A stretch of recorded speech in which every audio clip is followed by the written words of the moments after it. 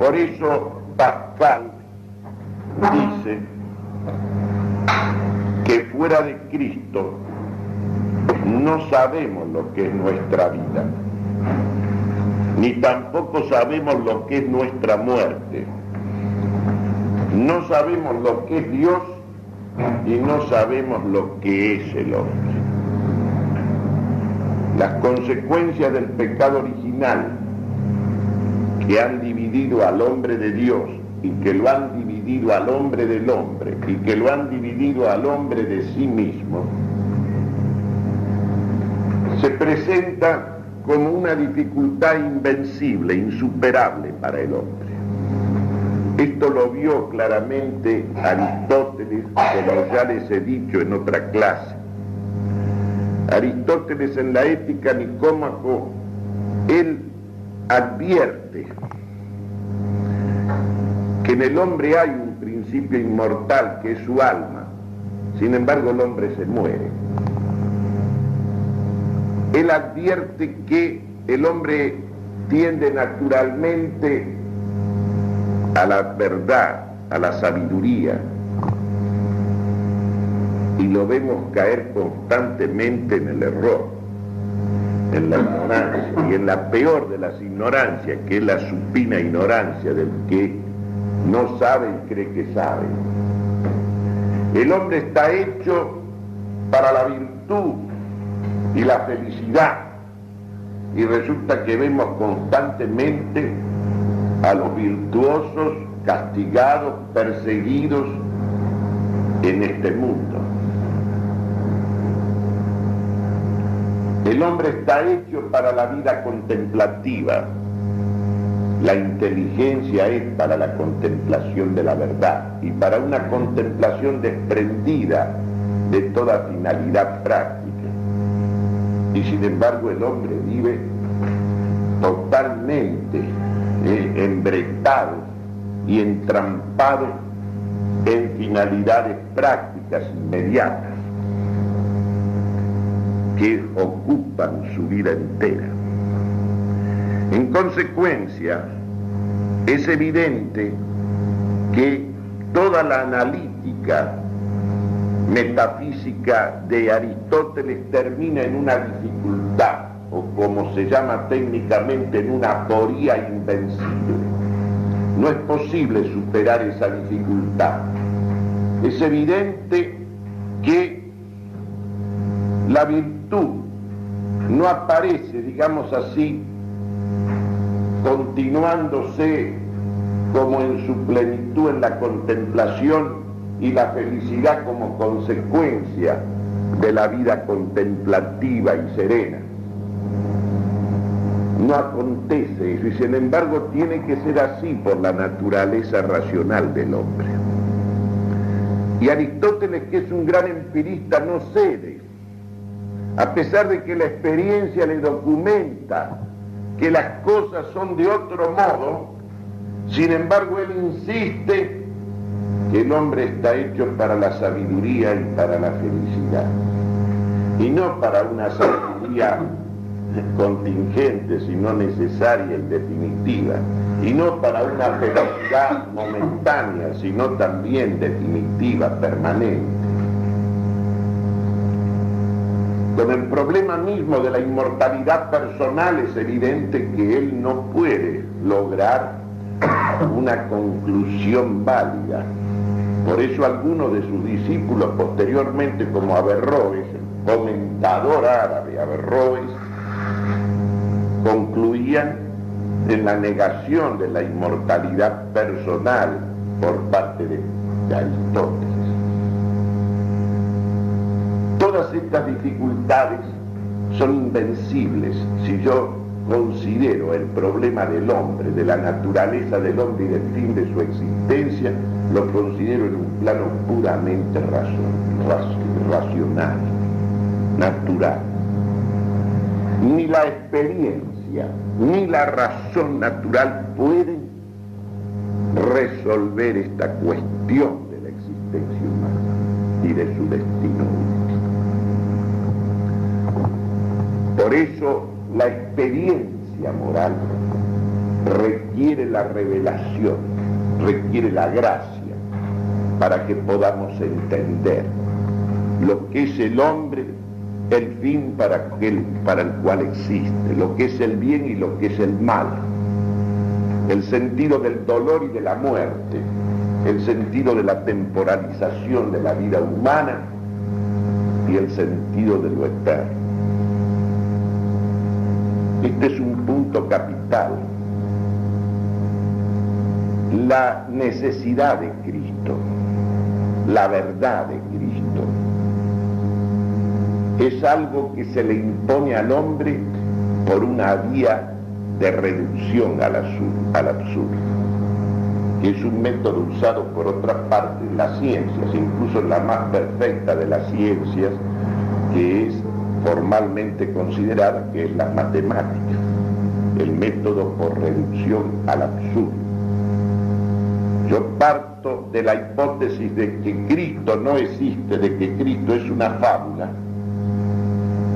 y el sentido de la vida humana desaparece, se desvanece totalmente. Yo lo pongo a Cristo y la vida humana cobra sentido, y lo cobra también la muerte, y lo cobra el dolor. Por eso dice bien Pascal: fuera de Cristo no sabemos lo que es nuestra vida, tampoco sabemos lo que es nuestra muerte.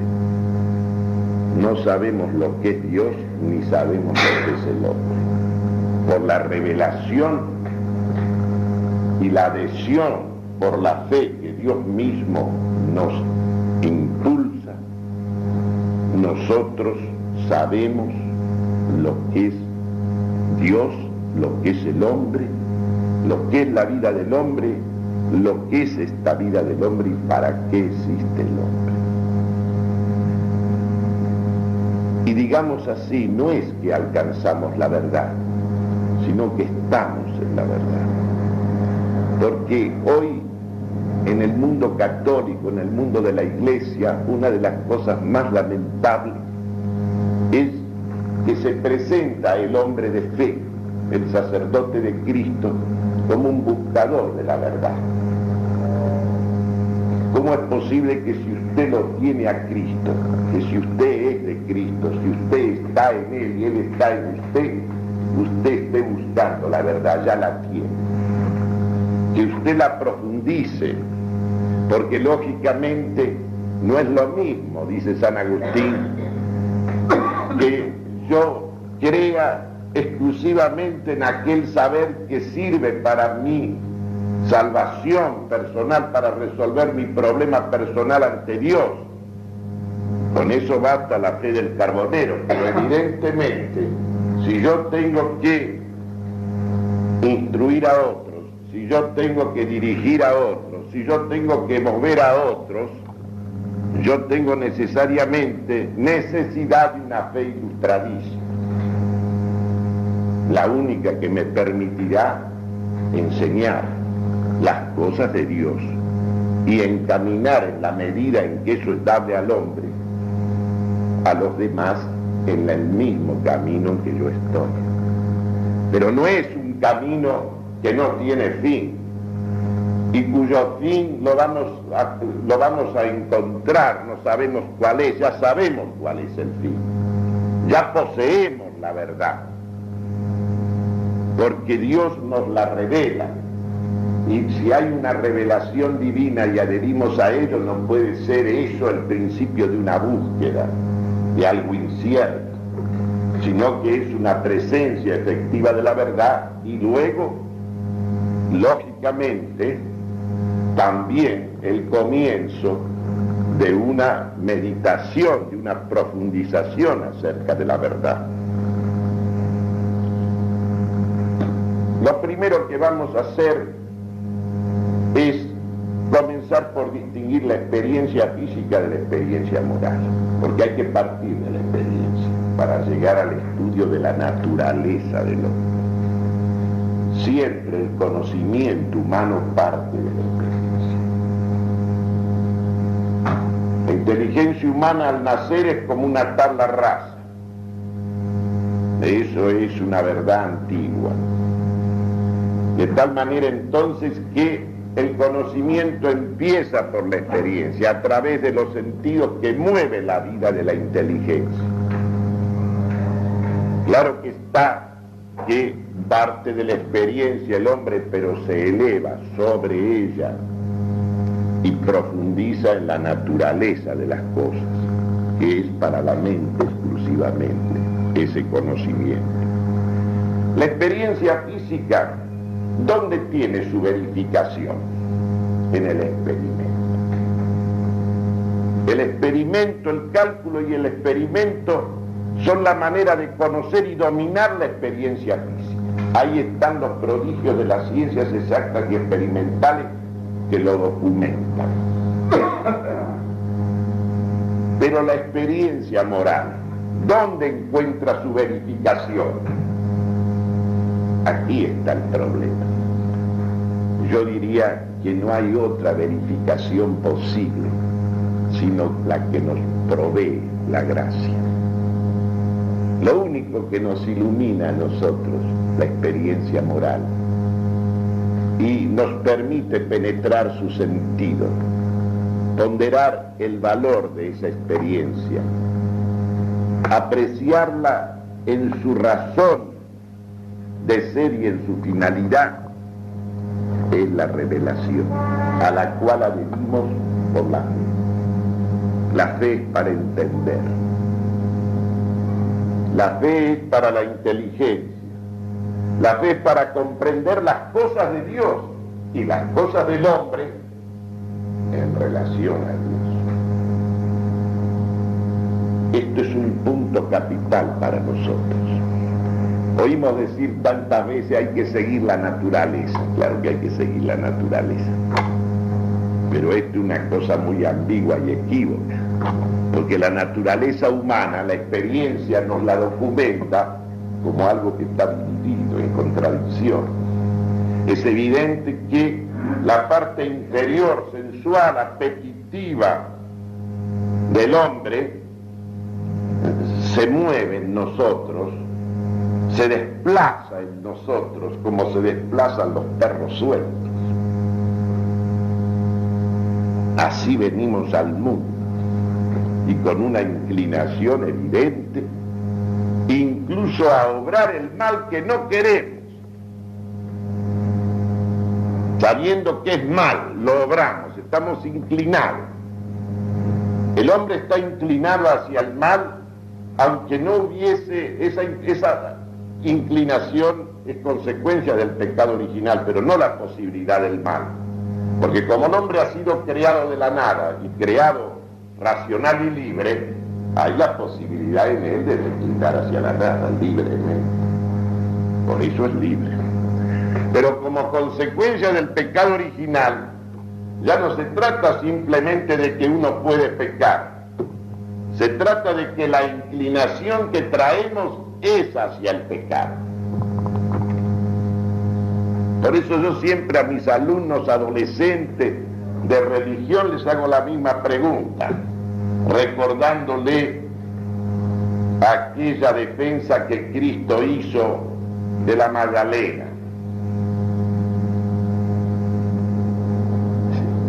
Algunos podrían arrojar la primera piedra. Usted puede dudar tal vez de esta historia que lee en el Génesis, puede dudar de eso, evidentemente, puede no creer, pero lo que no puede dejar de aceptar es la evidencia de que en usted hay una inclinación al mal y que estamos constantemente promovidos al mal. Le digo, ustedes que tienen 14, 15 o 16 años y yo que tengo 60. Esto es un hecho evidente. Y la única explicación razonable, comprensible, es la que leemos en el Génesis. No hay otra. Para entender el problema del mal, el origen del mal en nosotros. En consecuencia, resulta que esta experiencia moral que nos documenta eso, y que documenta además todas esas cosas que ahora han descubierto los existencialistas y que son las verdades más vulgares y comunes que han existido nunca. Porque imagínense, utilizar toda esa retórica abstrusa, toda esa terminología complicadísima de Heidegger o de Sartre para enseñar que el hombre existe para la muerte, o que el hombre existe para la nada, o que el hombre es una pasión inútil. Todas esas son vulgaridades que siempre ha sabido el hombre, siempre ha sabido él. Y esto pasa hoy por sabiduría y hasta por valentía. Es una cosa realmente, lo más lamentable no es que se digan esos disparates. Es decir, disparates no son vulgaridades. Y evidentemente toda persona que no cree en Cristo, evidentemente tiene que pensar como ellos. Puede hacer un alarde al modo de los estoicos. Si actúa ya como Sócrates, está inspirado. Hay un poder superior que lo mueve para obrar como obró él, porque él obra como si Dios existiera y como si existiera la inmortalidad personal y como si existiera un tribunal que nos espera para juzgarnos. Y él lo dice. Todos los otros, los que finalmente caen en el nihilismo o en la presunción de pretender que el hombre puede edificar su vida plenamente y su felicidad con sus solas fuerzas, todo eso es una cosa que uno sabe que finalmente termina en nada. Por eso tiene razón Pascal, De ahí que la experiencia moral no es posible interpretarla, no es posible comprenderla sino a la luz de la revelación, a la luz de la fe. De la fe, de la esperanza y del amor de Dios. Y vamos a agregar también los dones del Espíritu Santo que recibimos por la virtud del amor de Dios, de la caridad. Este es un punto crucial, porque esto es lo real, lo verdaderamente real y existencial y concreto. Esto es lo existencial y concreto. Entonces, seguir la naturaleza, pero para seguirla hay que componerla primero. Hay que ordenarla primero, porque no está ordenada, porque venimos con una inclinación dispersiva. La parte inferior se dispersa. Los instintos, los impulsos instintivos, las pasiones sensuales reclaman satisfacción inmediata y no tienen limitación. Esa limitación que debe ponerles la razón se desentienden de ella. Hace falta una dura disciplina, hace falta el rigor. Uno comprende por qué decía Leonardo da Vinci: la mayor libertad nace del mayor rigor. La mayor libertad nace del mayor rigor. Porque para ser libre, para ser señor de sí mismo, de sus actos, para dominar cualquier orden de saber o de lograr o del hacer, usted tiene que someterse a una larga y dura disciplina. Y no solamente una larga y dura disciplina para adquirir ese saber o esa arte o esa prudencia, sino que tiene que estar en continua ejercitación, disciplinándose continuamente para no perder la forma, como se dice inclusive en el plano de los atletas. Tiene que estar en una ascesis, la cosa más conforme con lo que exige la naturaleza humana es el ascetismo de la vida. ¿Cómo puede usted ordenar? ¿Cómo puede empuñar sus apetitos, sus impulsos? ¿Cómo puede ordenarlos según la razón? Incluso según la razón, sino a través del rigor y de la disciplina. No hay otro mundo, no existe otro. cualquiera comprende que la verdadera libertad no es la espontaneidad. La espontaneidad es apenas un elemento de la libertad.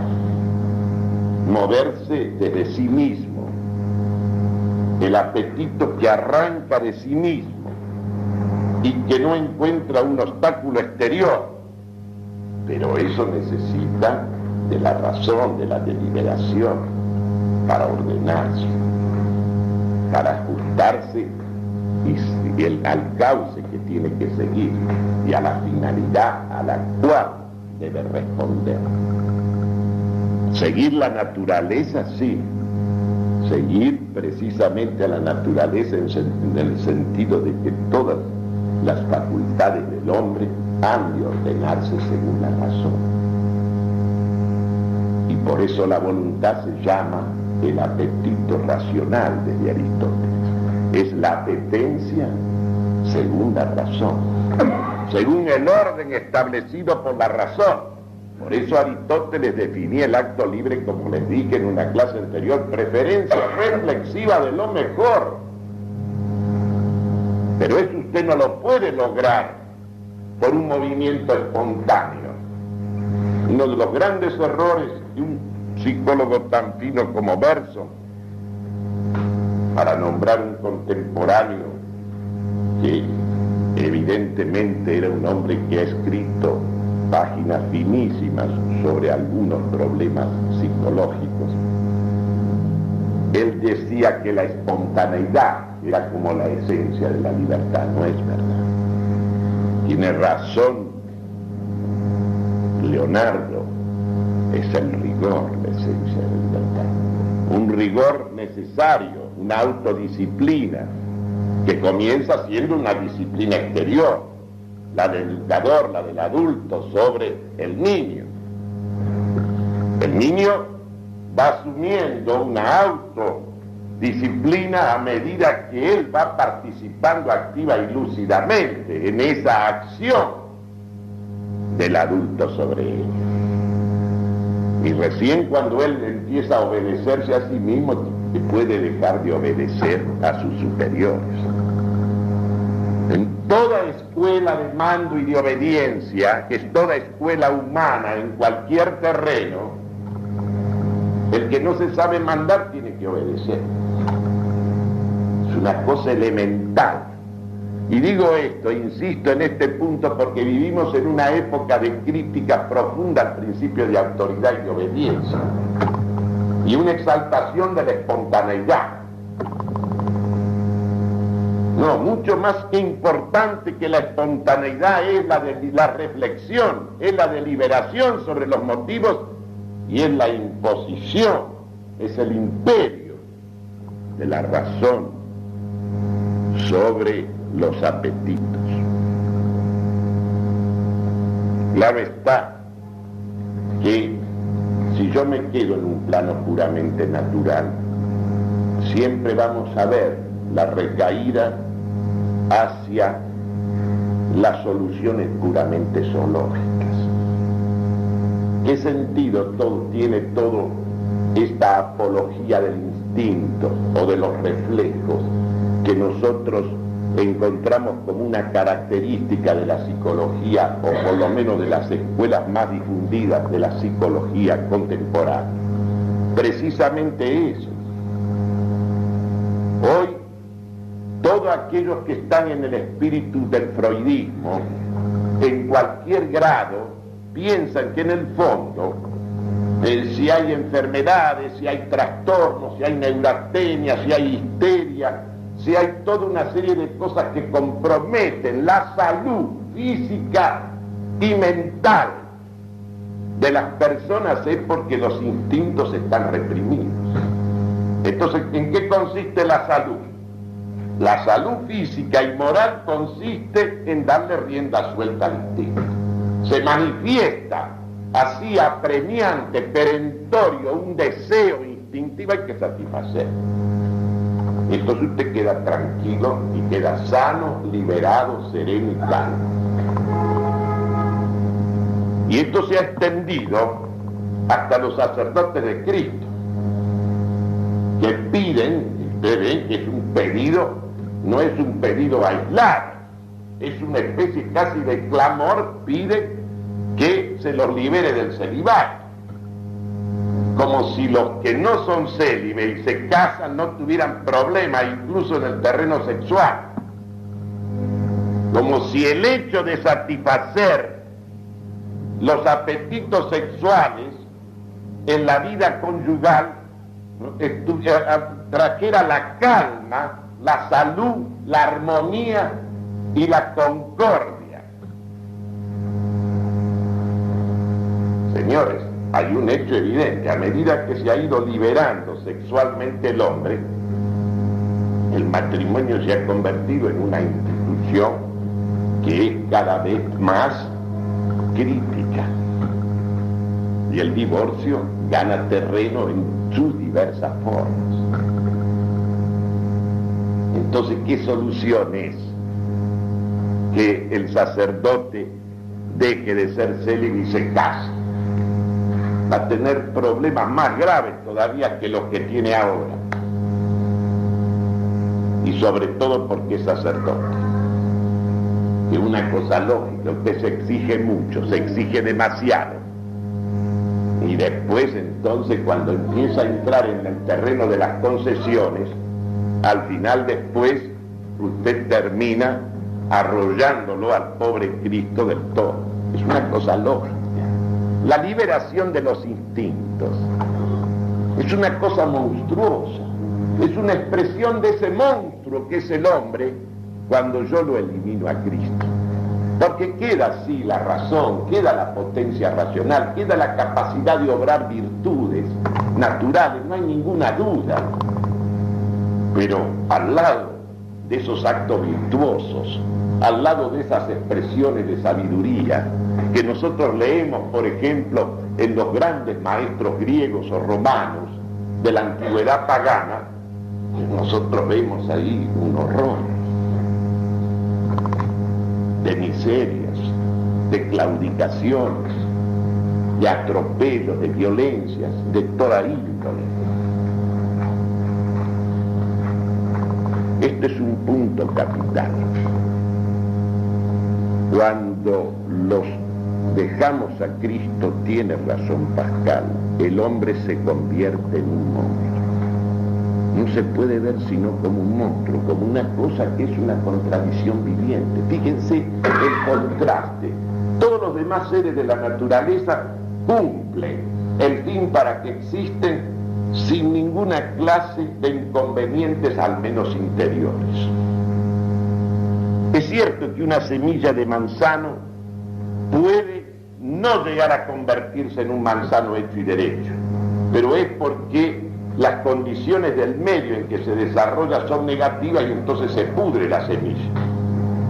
Pero dejada la semilla dentro del campo normal, sale un manzano sin ningún inconveniente. Un caballo vive como caballo, un perro vive como perro, y cuanto menos se entromete, digamos así, el hombre, menos lo usa para sus menesteres, tanto más despliega una armonía con el contorno vital perfecto. No hay crisis allí, no hay lucha, no hay problema. La medida es instintivamente natural. Tiene sus periodos o sus momentos para la satisfacción de sus apetitos. Puede no encontrar cómo, y entonces sufrir. Pero en realidad los inconvenientes nunca emanan de él. Él se proyecta dentro de un orden instintivo.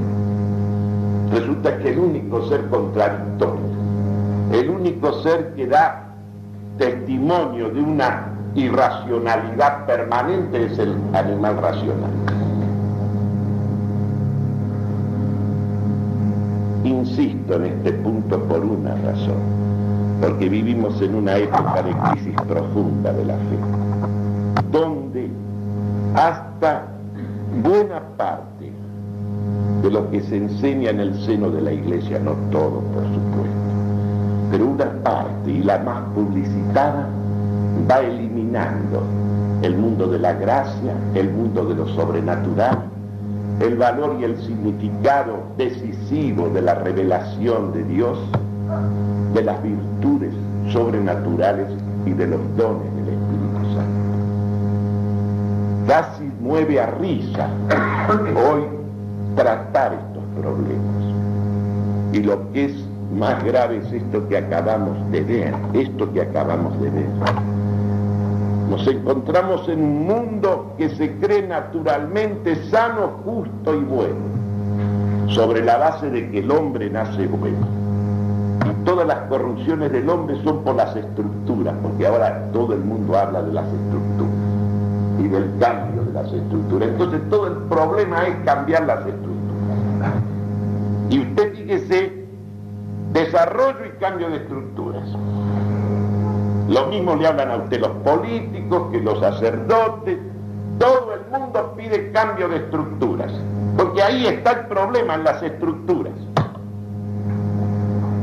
Y entonces, claro, poco a poco la gente va entrando en una especie de planteo y solución de los problemas que afectan la existencia del hombre, la personal y la social y la política, prescindiendo totalmente de lo sobrenatural, prescindiendo de Cristo, prescindiendo de este hecho fundamental. El fin de la naturaleza humana excede los límites de esa naturaleza y de sus posibilidades. Es cierto que la inteligencia humana está abierta al ser en toda su universalidad. Es cierto que la voluntad se promueve hacia el bien en toda su amplitud. Eso es cierto, pero su posibilidad, aún no considerando las consecuencias del pecado original en el hombre, el debilitamiento de sus potencias, sobre todo las potencias espirituales, aún no considerando eso, la inteligencia humana no puede acceder, esta inteligencia abstracta, limitada y discursiva, no puede acceder al conocimiento de Dios, a la visión de Dios. O sea, no puede alcanzar aquel término que es su felicidad, que es su meta. Aristóteles puede decir al comienzo de la metafísica: todos los hombres desean naturalmente saber. Puede decir en la ética: todos los hombres aspiran naturalmente a la felicidad, pero así genéricamente. Porque hay una cosa que es evidente: usted no puede alcanzar esa verdad hacia la cual tiende su inteligencia, no la puede alcanzar en aquel modo de la visión que le dé la plenitud de la satisfacción, que le dé la calma, la serenidad definitiva, que lo colme definitivamente de esa actividad suprema que es participar de lo más activo que existe, que es la actividad contemplativa de la verdad absoluta. Entonces quiere decir que sin la intervención de Dios mismo, de ese que es el fin y que es el principio, si Él no interviene, entonces usted no puede ir más allá de su naturaleza, hacia donde tienden sus facultades superiores. Hay algo más que nos revela esto, y es que las virtudes, por ejemplo, morales, dejemos de lado ahora las intelectuales, las morales, tomemos la justicia. La virtud de la justicia, del justo, que es darle a cada uno lo debido, lo que es suyo, lo que le pertenece, lo que le corresponde, uno se da cuenta que es insuficiente, porque hay cosas que comportan débitos que no se pueden satisfacer, de ningún modo. Como por ejemplo, lo que le debemos a Dios, de quien lo hemos recibido todos. Eso que llamamos el vínculo religioso, la necesidad religiosa que hunde sus raíces en la naturaleza humana como ninguna otra, porque no hay nada que sea más íntimo ni más radical en uno mismo que ese Dios que es el principio de nuestro ser. de quien recibimos todo y a quien se lo debemos todo, resulta que nosotros vemos aún en las formas más degradadas de religión y en todas partes, advertimos un hecho universal. El hombre le hace ofrendas a Dios. El hombre le hace súplicas a Dios, concíbalo como lo conciba. El hombre le hace sacrificios. Y ha llegado incluso en su distorsión del sentido del sacrificio a hacer sacrificios humanos. Esto tiene un profundo sentido. ¿Qué podemos hacer nosotros? ¿Qué podemos hacer con relación a Dios? Hace falta para devolverle, sobre todo si uno tiene el sentido cabal de la justicia, si uno es un varón o una mujer justo, aprecia como nadie la distancia que media entre lo que le debe a Dios y lo que puede darle, y lo que puede retribuirle. Entonces hace ese exceso, ese más que es la ofrenda de lo mejor que tiene, ese más que es la oración, que es la súplica, que es la entrega a esa voluntad de Dios, que es el clamor de su ayuda, de su asistencia, e incluso el sacrificio que es precisamente darle lo más, incluso la vida.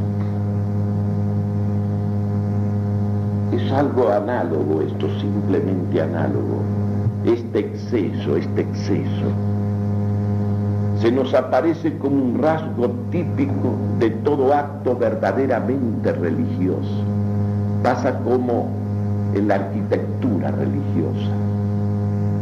Uno ve esas ojivas, uno ve al artista que ha sido capaz de transfigurar la piedra como expresión de tal modo de ofrecer a la visión del espectador un movimiento, un impulso hacia lo alto, hacia Dios.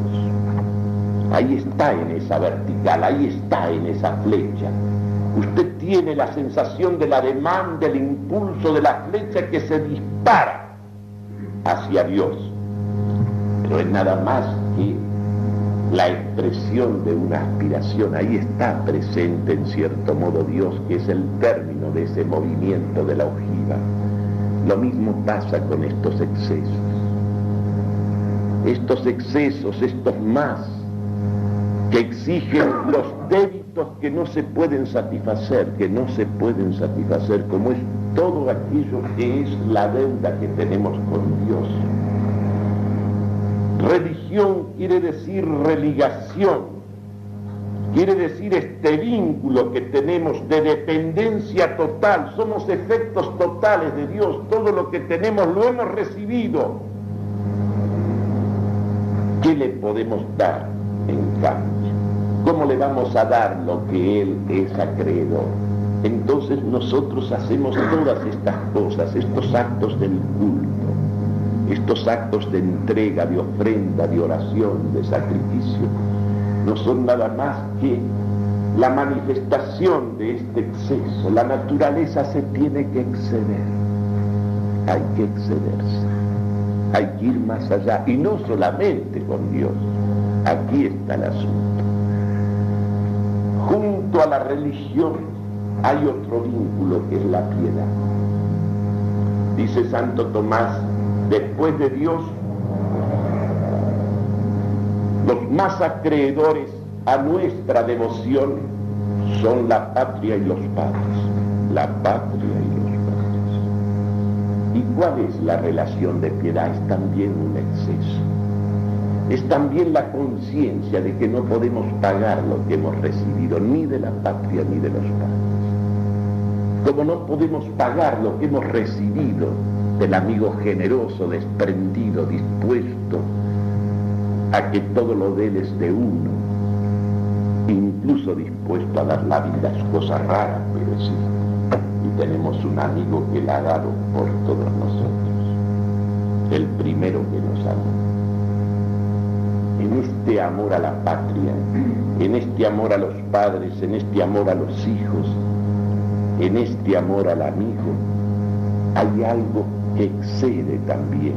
Es un vínculo que excede la justicia. Uno se da cuenta que en esta relación hay un exceso, hay la necesidad de un exceso, de un más. La única manera en que un varón, una mujer justas pueden tratar de satisfacer es brindándose totalmente, hasta el límite de la fuerza, hasta no poder más, hasta caer reventado y morir, hasta inmolarse. Esto lo exige la piedad, que es afín a la religión. Y hay todavía una forma tan de exceso que está señalando cómo la naturaleza humana se trasciende, aún en el vínculo entre los hombres. No ya del vínculo entre los hombres y Dios, el vínculo del hombre con el hombre. Hay esta otra virtud que se llama la observancia,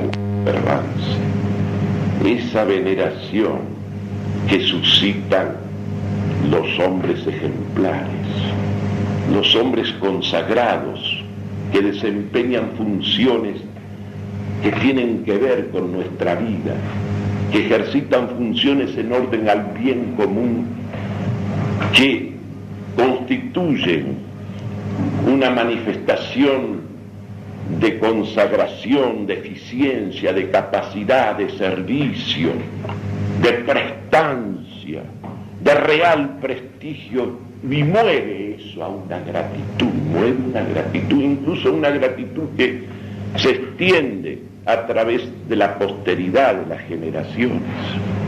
Claro está que se confunden a veces los grandes con los pequeños, a veces se inventan, pero hasta el hecho de esos falsos héroes, de esas falsas personalidades ejemplares, le está dando a usted la pauta de la realidad y de la verdad de ese vínculo, puesto que a veces usted falsifica la historia y a veces le propone a la juventud arquetipos que son ficciones de ejemplaridad.